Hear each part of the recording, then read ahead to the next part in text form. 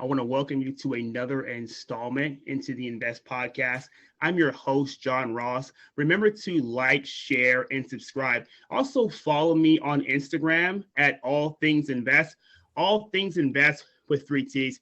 My next guest that I have a pleasure of speaking with is a Silicon Valley superstar. He is a motivational speaker.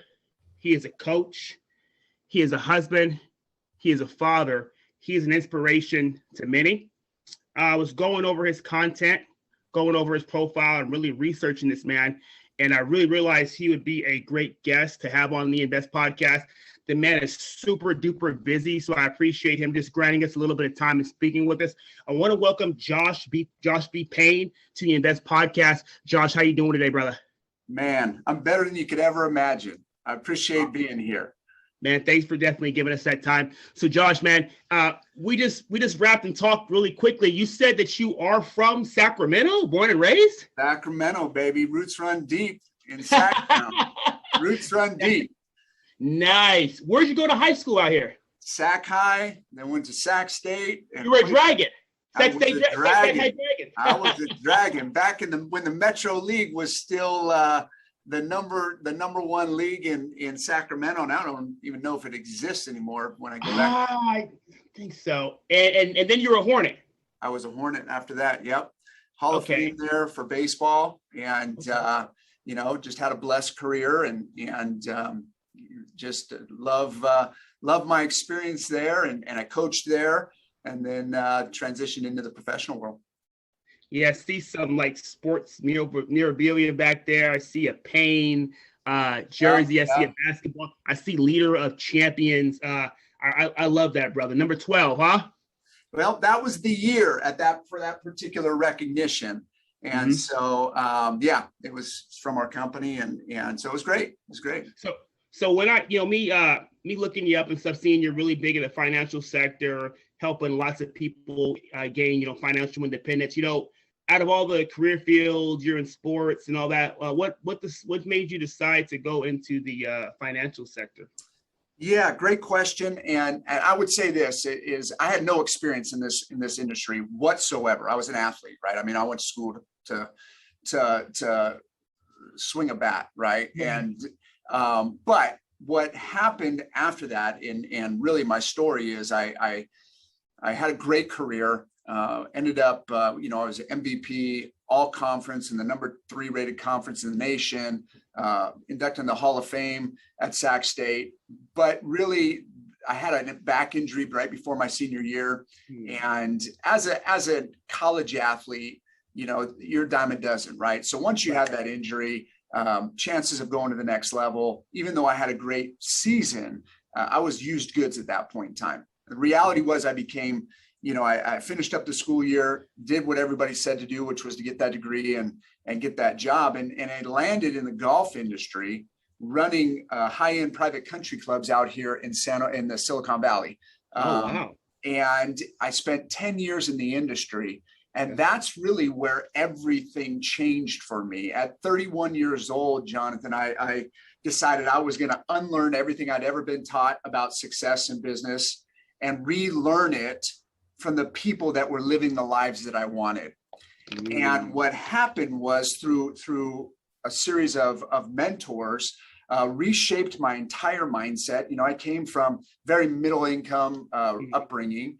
And all of a sudden I was surrounded by some of the wealthiest people in the world. Big dollars, a lot of money out there. Yep. And so I realized that nobody who had the life I wanted had a job. They all owned businesses.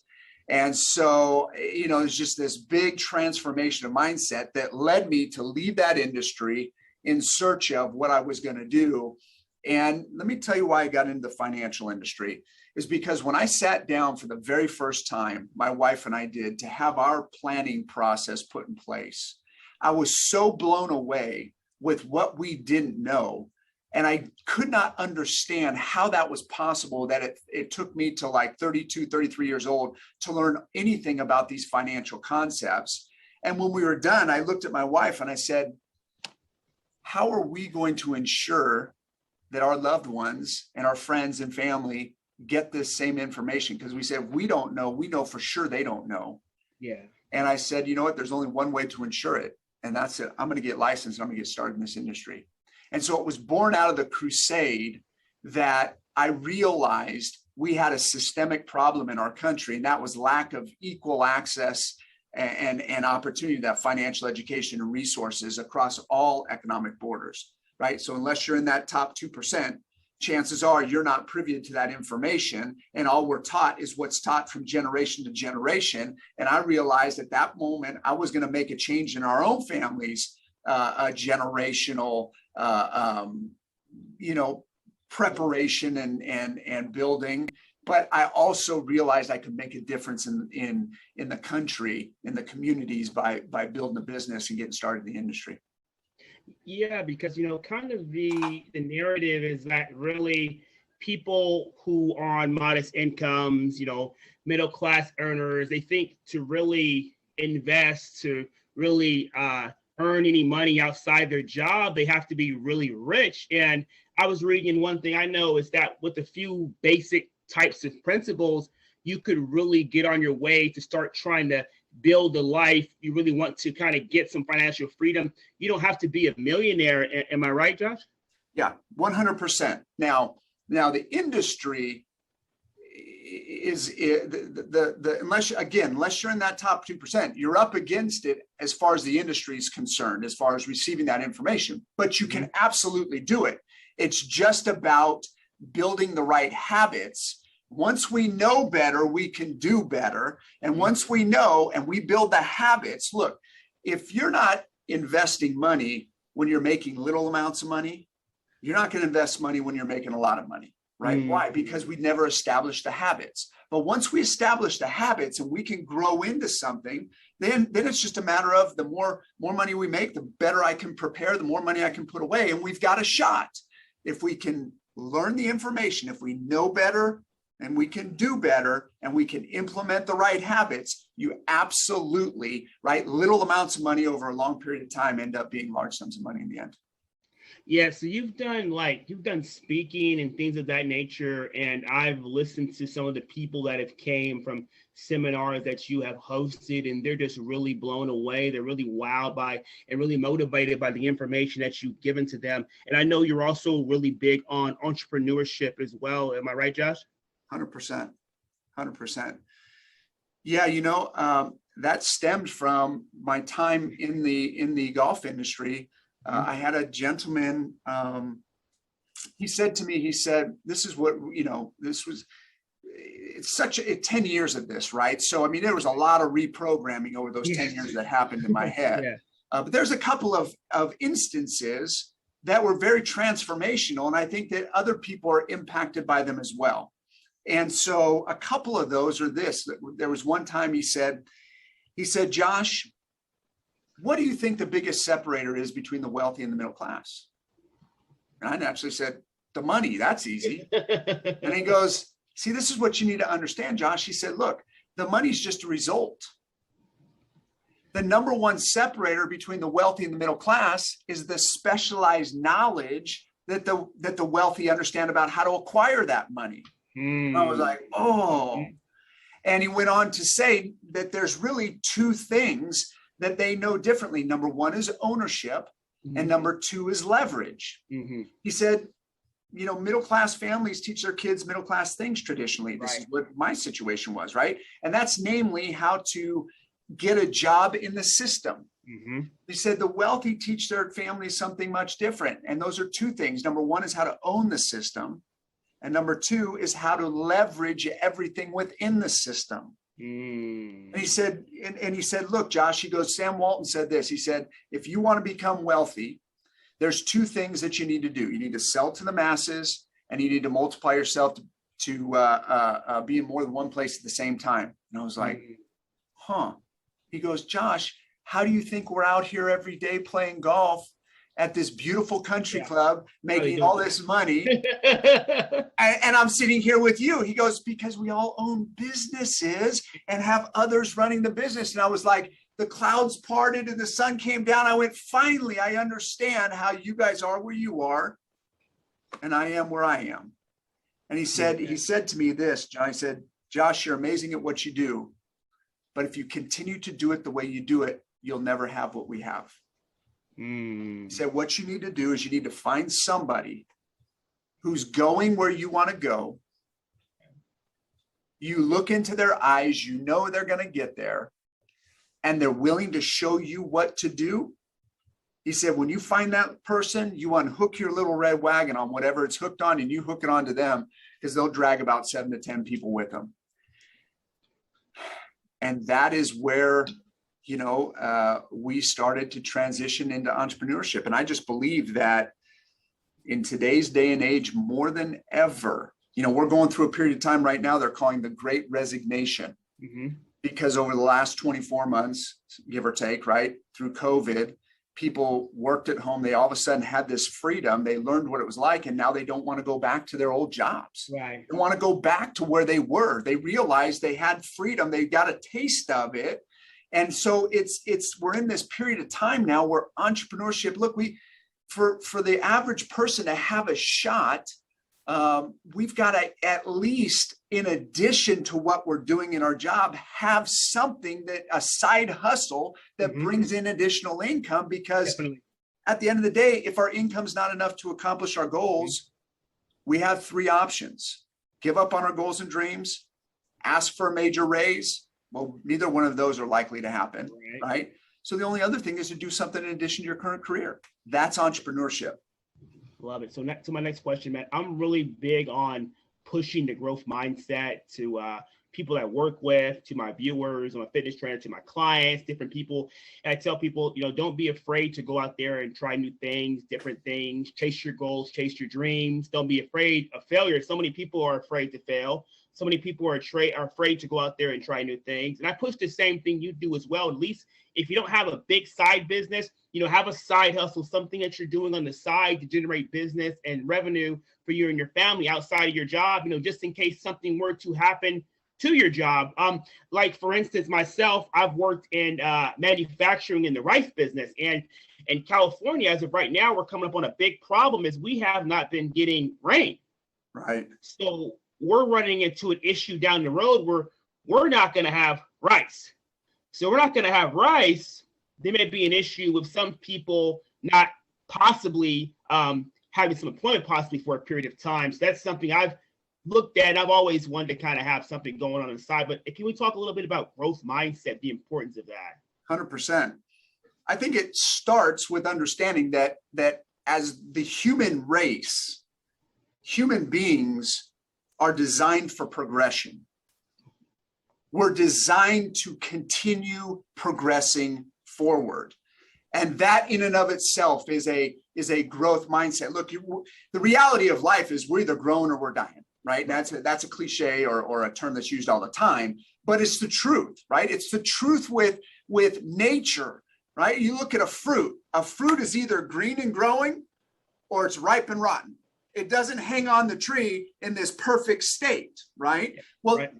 We're the same way. And so it's a matter of having a perspective that every day I'm pushing the bar to another level. I'm pushing the bar to another level every day.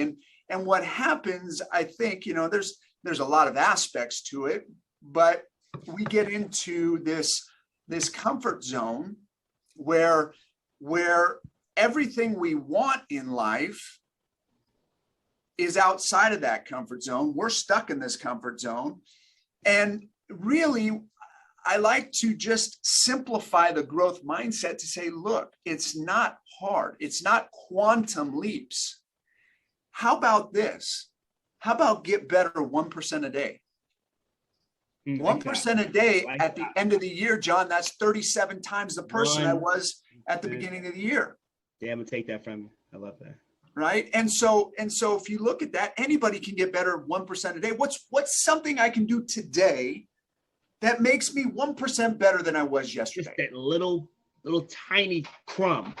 Because it's just like the power of compound interest in finances. Mm-hmm. It's the power of compounding habits. Mm-hmm.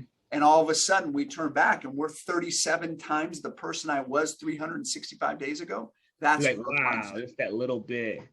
So, Josh, what got you into speaking, man? I mean, I've been looking at your stuff. You put out some really amazing content. What I like is you present your stuff in a practical kind of way. It's entertaining, it's educational at the same time, man. Where did you get your style from, man? You bring that energy, man. I like watching your stuff, man. You got some good stuff out there. I appreciate that. Believe it or not, I'm an introvert. And so when we talk about a growth mindset, right, I vowed to myself as an athlete and a leader on the field, I'll never ask one of my teammates to do something I'm not going to do first. Love that. And I was one that showed up early, stayed late, put more hours in than anybody else on the team ever, probably. And it was one of my staples. Well, I just looked at my life and I said, I have a message, and Josh, are you going to stay comfortable, or are you going to push yourself to do something more? And so I believe that if my message can touch one ear, one person, then I've got a responsibility to put it out. And that's where I started. And I just think that if we've got a voice and we've got a dream in our heart, it's our job to put it out there. And it's not putting it out there. How do I say this right? To not put it out there is selfish. To worry about what somebody else is going to think in a negative way is selfish, because it's not about that. It's about the one person that needs to hear it, that's looking to hear it, that I can impact in their life. And so every time I get uncomfortable or I get, that self-conscious side comes up, I just go, hey, somebody out there's waiting to hear it. And if it's not you, who's it going to be? And I just kind of push through it. So with me, when you talk of, being in finances and you talk about people learning some basic principles, I know a lot of people and a lot of middle-class people have this mindset. It's probably the mindset that's been since the beginning of time. Just work hard, just work your ass off, just work, and everything will kind of work out. But I'm kind of a believer and I'm kind of a practicer in, yes, working and doing what you got to do, but also applying some intelligence to that as well, and trying to kind of work smarter, not just harder, like just running yourself into the ground. I feel like those people don't always get ahead just working hard without some type of intelligence in there as well, from getting some type of a financial education. Am I right, Josh? Yeah, no doubt. I mean, I can work. I can be the hardest working underwater basket weaver there is. Right. But that's not necessarily going to get me to where I need to go. Right. So I've got to make sure that I'm putting the work in a manner that's going to get me to the end result. Right. And so I look at it like this. If you're looking to progress, and especially in entrepreneurship, mm-hmm.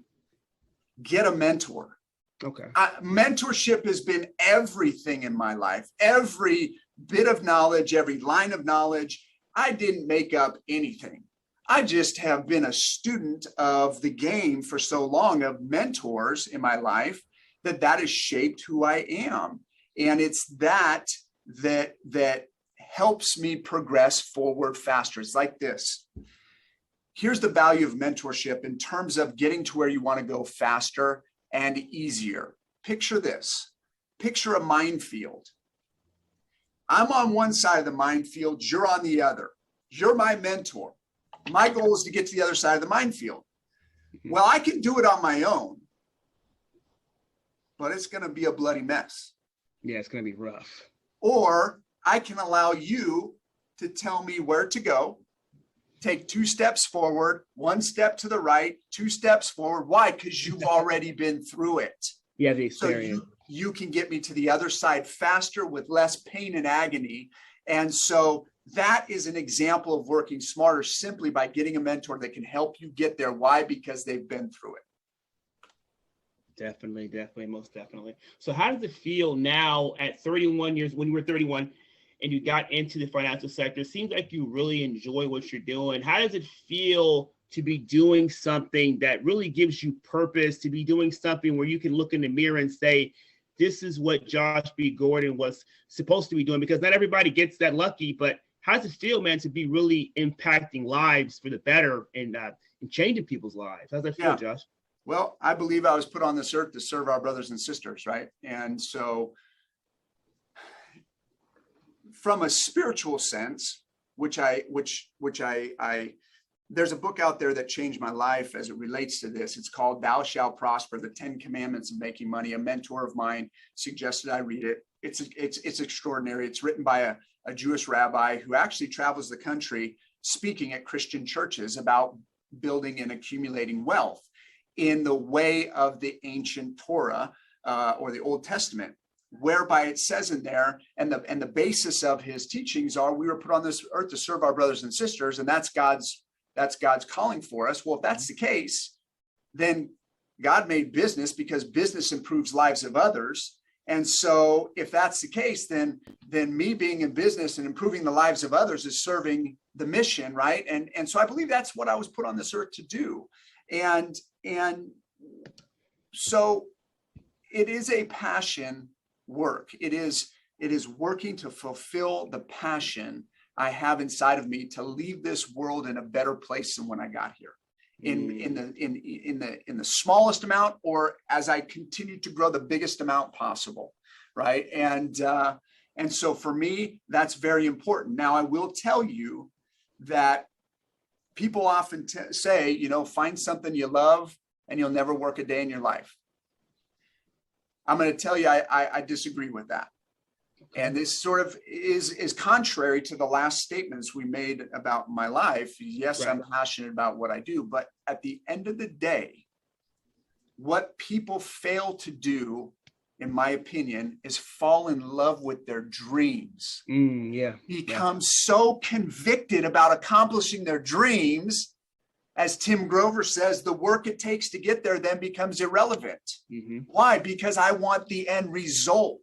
I want the end result. I want my goals and dreams. So whatever I have to do to get there must provide the opportunity to the dream. So if I'm not in love with it, I'll find a way to be in love with it if it's going to get me to what I'm passionate about, which is the end result, which is the goals and dreams. So part of my goals are to serve people. Part of my dreams are to leave the world in a better place. And this absolutely does that and fulfills that mission, as well as, the goals and dreams we have personally and for our team, et cetera. So respect and appreciation for the process. You're right. That's what a lot of people are lacking. Like, you want to get over here to this place, but you have to understand, respect, and value the process. Before we get out of here, I want to ask you something. There's a lot of people that are going to be listening. There's a lot of people I talk to every day, and they're on the fence about wanting to try something. I want to do this, I want to do that. But society has really taught us to not take risks, to not really take chances. Like you said, we're taught, our parents, go to college, get a job, you go do that, you work a little bit, you work 40 years, you're going to be good. So no one's really taught. I've never really heard ever by really anybody chase your dreams and goals. Live a life that's fulfilled, that's truly yours. I believe lots of people make decisions on autopilot. So, what would your advice be to someone that's going to be listening? They're on the fence. They really want to try something. They're just worried about the pushback. Like people saying, what's wrong with you? Are you crazy? And I do believe that us entrepreneurs, in a good way, are a little bit crazy, because many of us are not the people that are going to take those risks. Am I right, Josh?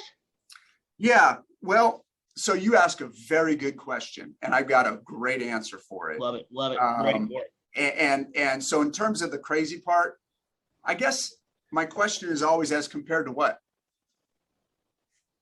As compared to sitting around and giving up on my goals and dreams? See, that to me is crazy. Chasing my goals and dreams, that's what we're born to do. It's just that we've not been taught. The input is wrong. And if the input is wrong, the output's not going to be in alignment with what we're truly meant to do, right? So yeah, we're crazy, but it's based on what lens we're looking through. Now, here's the message that I think will resonate with the person you described, the person that's on the fence, the person that maybe has those goals but is getting pushback from people that are surrounding them.